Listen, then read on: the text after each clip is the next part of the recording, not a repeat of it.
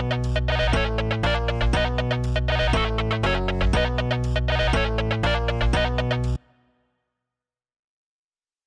is up, guys? Welcome back to another epic Inexorable maths video. In this video we're looking at finding the midpoint of a line segment. All that means, this isn't a difficult topic, all that means essentially is if you have a line, just like in the previous videos when we were talking about the length of a line, if you have a line like that that's not infinitely long, it's a segment. So if we have, let's say for instance, some coordinates and there's 2 points here, 1, 2, and there's a straight line that goes between them. The midpoint would essentially be literally just the point in the middle, the point in the middle of the line. This would have some x and y coordinate, and that point there is given by this formula.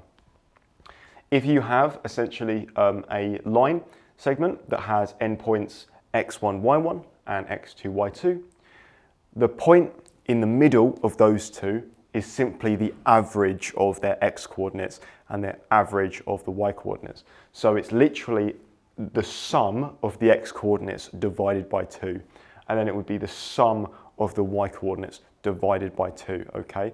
And that it should make sense because you're literally getting, you're adding everything up, you're dividing it by the amount of x coordinates you have, which is 2, same thing with the y's.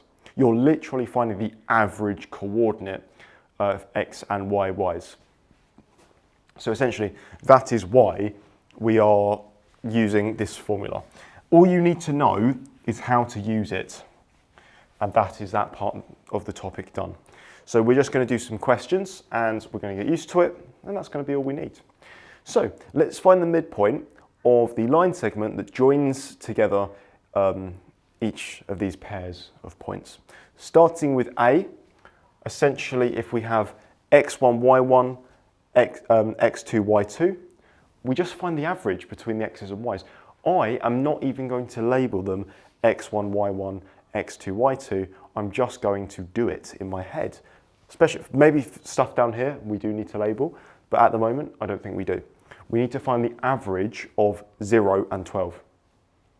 The arithmetic average, okay? So it's basically, it's literally x1 plus x2, 0 plus 12, halved, 6. And it makes sense. Yeah, of course, the midpoint, x coordinate wise, of 0, 12, is, yeah, it is 6. It is, definitely. So this is going to be 0 plus 12 over 2, which is 6. Okay? And then we need to find the average of 6 and 2. The way we do that is we do 6 plus 2, which is 8, divide by 2, which is 4. So it's 6, 4. And guys, once again, that should make sense. What number is in the middle of 6 and 2? 4. So it's 6, 4. There you go, that's all we need to do. Not particularly challenging. What about this one? This one might be a little bit harder, but not so much.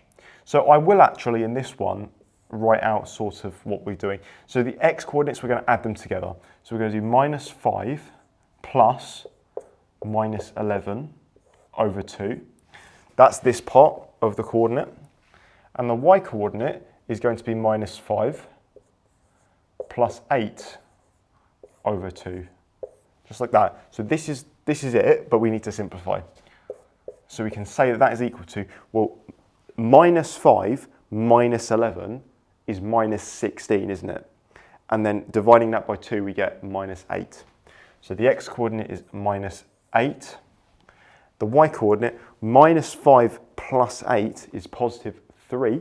Divided by 2, it's just 3 over 2. So it's minus 8, 3 over 2.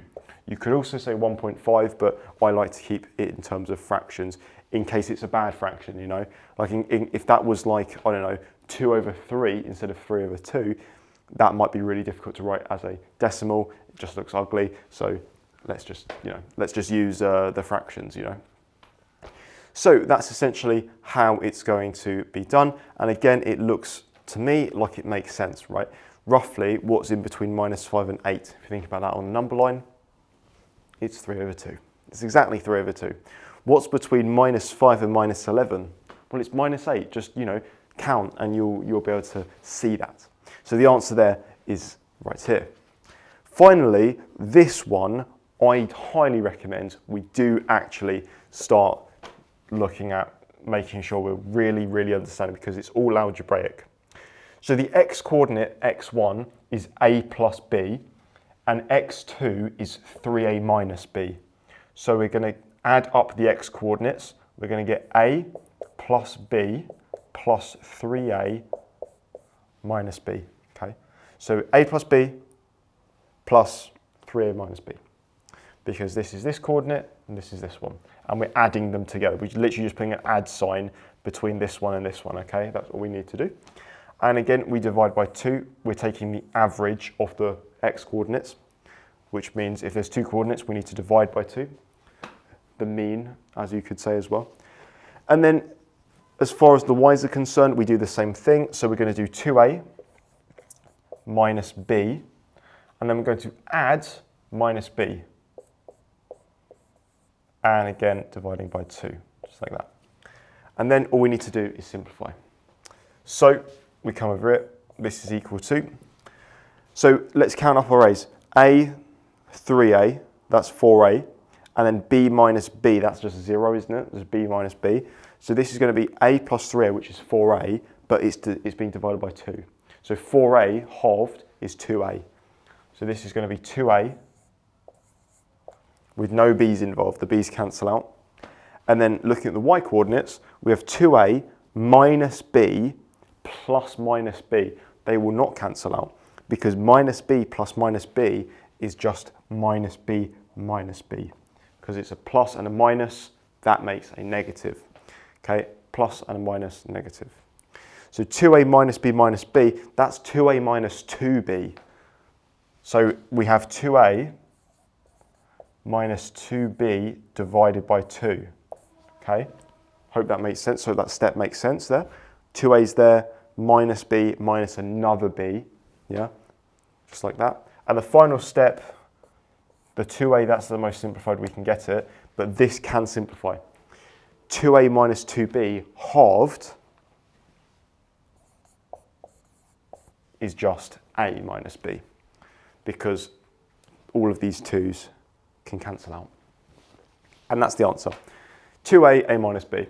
I cannot tell you anything about interpreting that geometrically or logically, because it's a bunch of messy algebra, but that is the answer, okay? And essentially that's what you get with these questions. So thank you guys so much for watching. I highly appreciate it, and I'll see you in the next video. Cheers.